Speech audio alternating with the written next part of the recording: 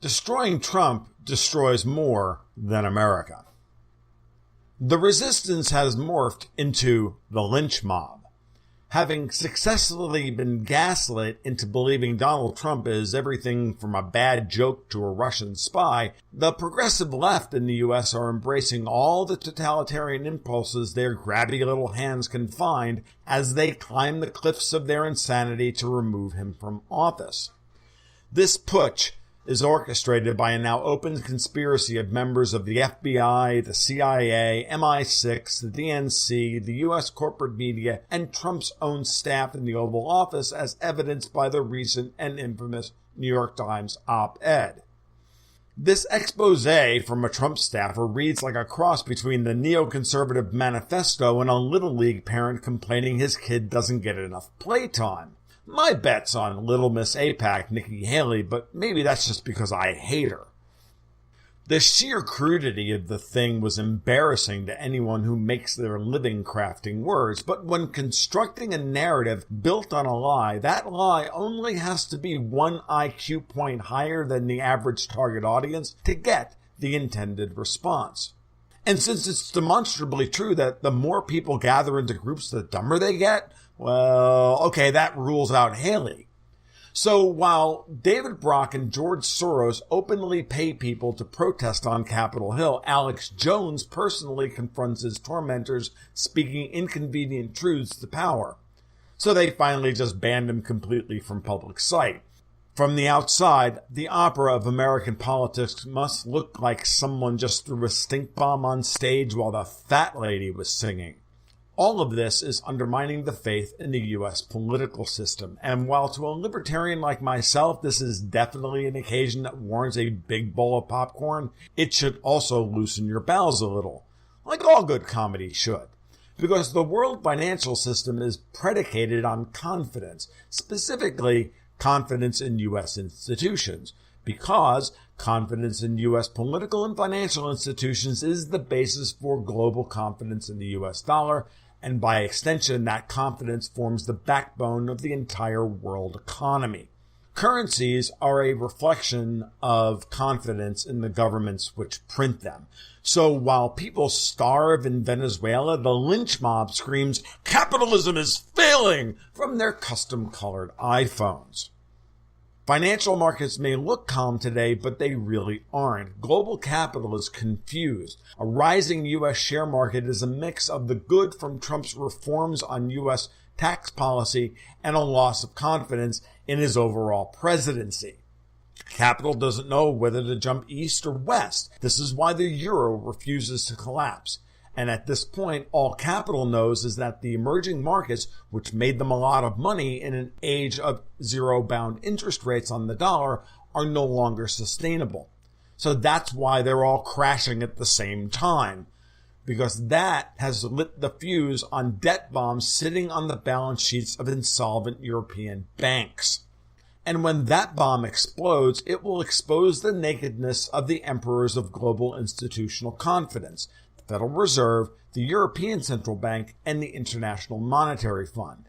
And all of that capital that flowed out of the U.S. and Europe over the past decade, which Trump has been complaining about, searching for yield in a world where risk was suppressed to save the banks, is coming back like a tsunami. And guess whose ox that gores? The very people who stoked and cultivated the resistance to climb up those cliffs of Fortress America to destroy Trump. So while to the lynch mob, Trump's presidency may seem like a bad joke, the punchline is if they are successful at destroying Trump by illegally removing him from office, they not only destroy America by causing a constitutional crisis, but likely take the entire world economy with him by causing a constitutional crisis. And in the end, no one profits from that. You only survive it.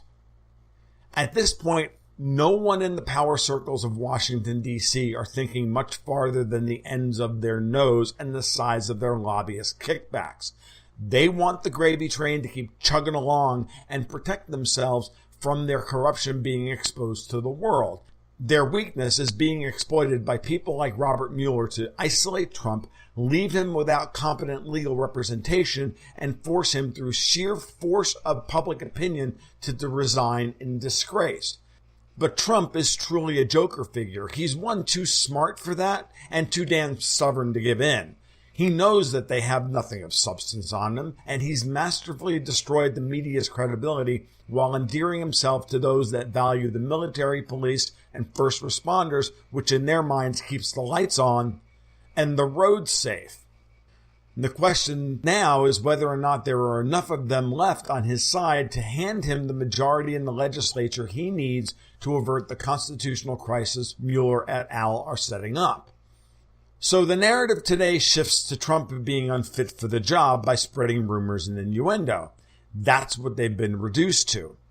And even if some of those things are true, we don't care. We elected Donald Trump to drain the swamp. We didn't need the sordid details of how he was going to do it.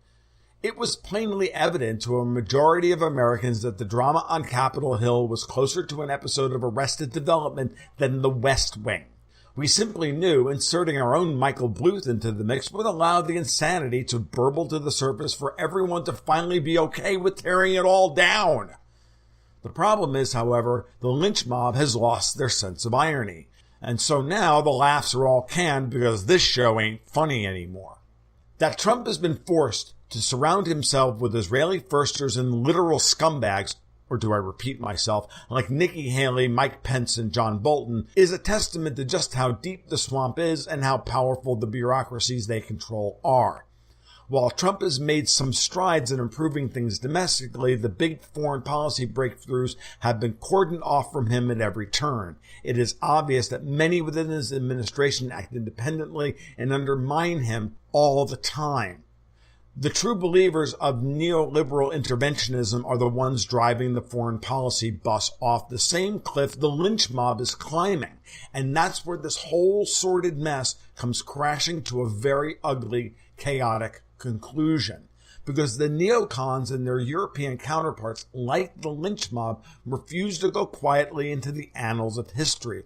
They are still suffused with their Trotskyite dreams of world domination and revenge against the dirty Russians who betrayed the revolution nearly a century ago. They are aligned with the rapacious psychopaths of the financial centers that nearly destroyed Russia in the 1990s, and they want Trump gone to continue their plan of Russian and Chinese subjugation by a dollar in military diplomacy, or they'll start World War III as a tantrum. And that's a joke no one wants to hear the punchline of.